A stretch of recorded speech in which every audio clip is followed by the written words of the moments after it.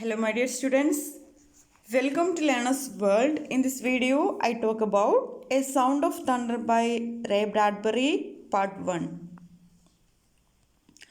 Ray Bradbury is an American writer. He was born in Illinois. അപ്പോൾ Bradbury ഒരു American റൈറ്ററാണ്. ഇലിനോയിലാണ് അദ്ദേഹം bone ചെയ്തത്. His glorious career extended 70 years. അപ്പോൾ അദ്ദേഹം നീണ്ട 70 വർഷങ്ങൾ എഴുത്തിൽ വ്യാപൃതനായിരുന്നു.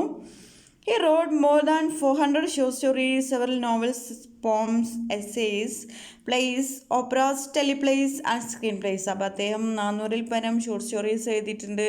അതുപോലെ കുറച്ച് നോവൽസ് എഴുതിയിട്ടുണ്ട്, പോംസ് എഴുതിയിട്ടുണ്ട്, എസ്സേസ് എഴുതിയിട്ടുണ്ട്, plays, operas, teleplays, screen plays ഇതൊക്കെ എഴുതിയിട്ടുണ്ട് എന്നാണ് പറയുന്നത്.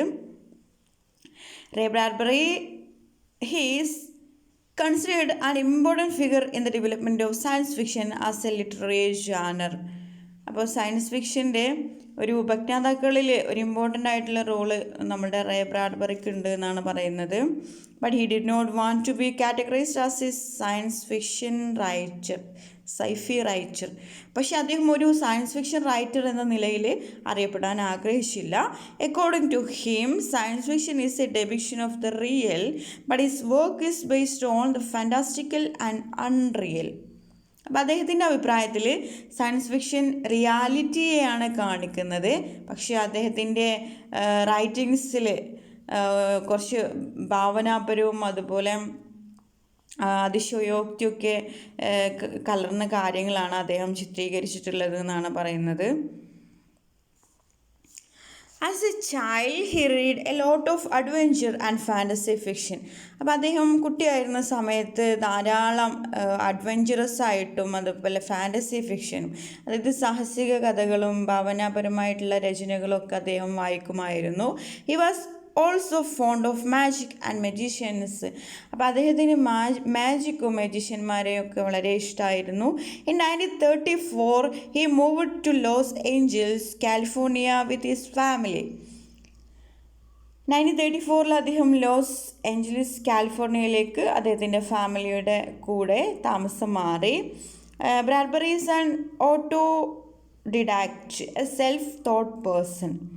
അപ്പോൾ ബ്രാഡ്ബറി സ്വയം പഠിച്ച് എഴുത്തുകാരനായിട്ടുള്ള ഒരാളാണ് നമ്മളെ Ray Bradbury. After his high school he could not afford formal education. അപ്പോൾ ഹൈസ്കൂൾ എഡ്യൂക്കേഷൻ കഴിഞ്ഞ് യൂണിവേഴ്സിറ്റിയിൽ പഠിക്കാനുള്ള ഫിനാൻഷ്യൽ കപ്പാസിറ്റി അദ്ദേഹത്തിന് ഇല്ലായിരുന്നു എന്നാണ് പറയുന്നത്. He visited the local library 3 nights a week and learned from there. അപ്പോൾ അദ്ദേഹത്തിൻ്റെ വീടിനടുത്തുള്ള ഒരു ലൈബ്രറിയിൽ ആഴ്ചയിൽ 3 രാത്രികൾ വീതം അദ്ദേഹം ചെലവഴിച്ചിരുന്നു.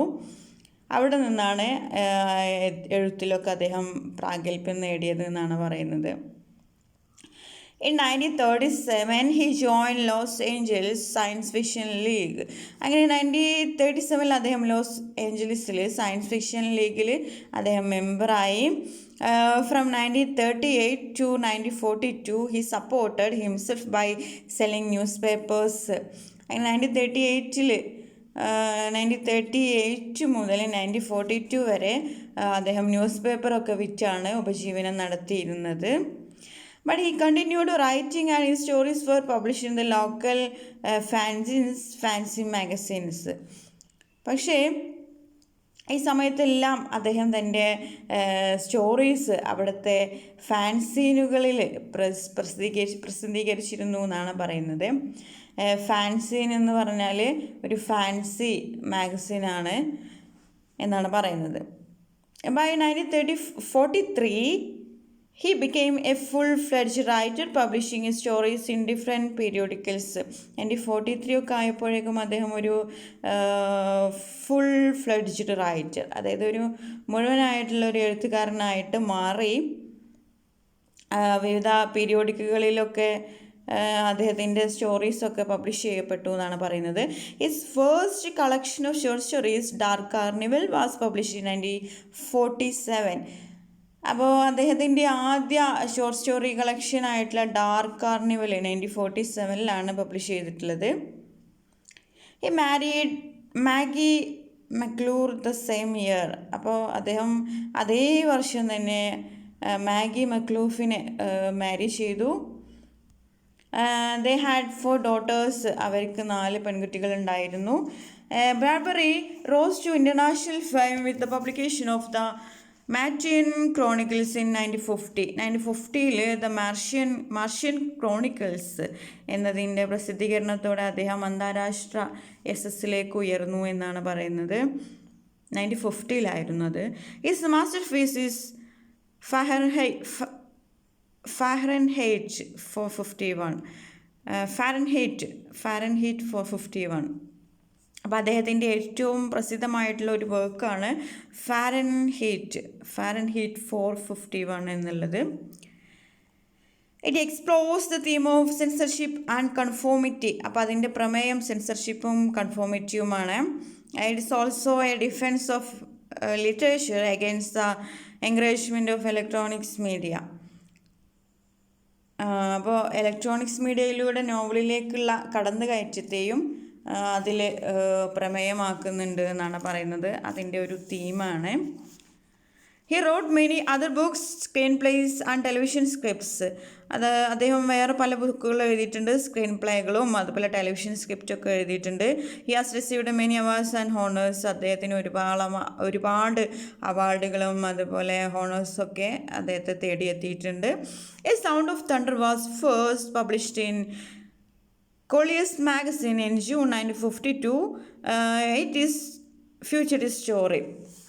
അപ്പോൾ നമുക്ക് പഠിക്കാനുള്ള ഈ സൗണ്ട് ഓഫ് തണ്ടർ 1952 കൊളിയർ മാഗസീനിലാണ് ആദ്യമായിട്ട് പ്രസിദ്ധീകരിച്ചത്.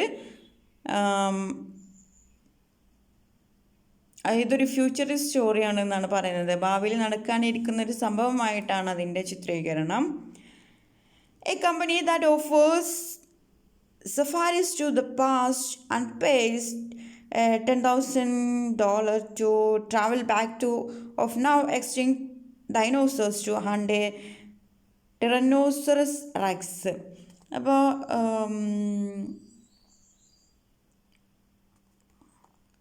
2085 AD കഥയിലെ നായകനായിട്ടുള്ള ഏക്കൽസ് ടൈം സഫാരി ഇൻകോർപ്പറേറ്റഡ് എന്ന കമ്പനിയെ സമീപിക്കുന്നുണ്ട്.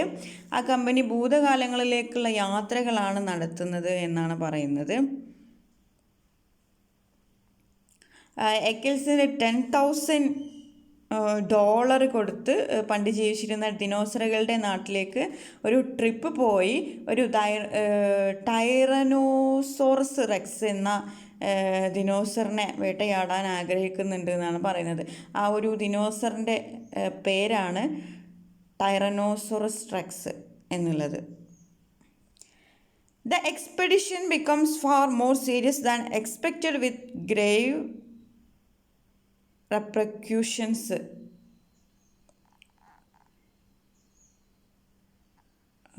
ടൈം സഫാരി കമ്പനിയുടെ റൂളുകൾ പാലിക്കാതെ ഏക്കൽസ് അറിയാതെ ഒരു ചിത്രശലഭത്തെ ചവിട്ടുന്നുണ്ട് എന്നാണ് പറയുന്നത്. ഏക്കൽസ് unknowingly violates one of the rules of the time safari and crushes a butterfly underfoot.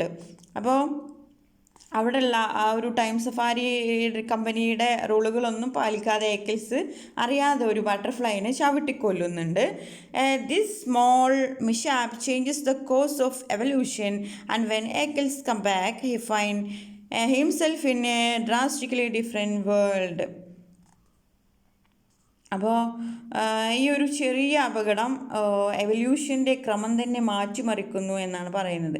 ഏക്കൽസ് ഇതിലുള്ള പ്രൊട്ടഗണിസ്റ്റ് അറിയാതൊരു ബട്ടർഫ്ലൈനെ ചവിട്ടിക്കൊല്ലുന്നുണ്ട്. ഈ ഒരു ബട്ടർഫ്ലൈനെ കൊന്നത് ഒരു എവല്യൂഷൻ്റെ ക്രമം തന്നെ മാറ്റിമറിക്കുന്നു എന്നാണ് പറയുന്നത്. ഏക്കൽസ് തിരിച്ചു വരുമ്പോൾ ലോകം വളരെ വ്യത്യസ്തമായിട്ടാണ് കാണപ്പെടുന്നത്. Famous American mathematician and metrologist Edward Norton Lorentz concept of the butterfly effect is often associated with a sound of thunder. അപ്പോൾ ഫേമസ് ആയിട്ടുള്ള ഒരു അമേരിക്കൻ മാത്തമാറ്റീഷ്യനും മെറ്റിയോറോളജിസ്റ്റുമായിട്ടുള്ള എഡ്വാർഡ് നോർട്ടൺ ലോറൻസിൻ്റെ ദ ബട്ടർഫ്ലൈ കോൺസെപ്റ്റ് എന്ന സൗണ്ട് ഓഫ് തണ്ടറുമായി ബന്ധപ്പെട്ടിരിക്കുന്നു എന്നാണ് പറയുന്നത്. അദ്ദേഹത്തിൻ്റെ ദ ബട്ടർഫ്ലൈ കോൺസെപ്റ്റ് നമ്മൾക്ക് പഠിക്കാനുള്ള ഈ ഒരു സൗണ്ട് ഓഫ് തണ്ടറുമായിട്ട് ബന്ധപ്പെട്ടിരിക്കുന്നു എന്നാണ് പറയുന്നത്. Okay, thank you.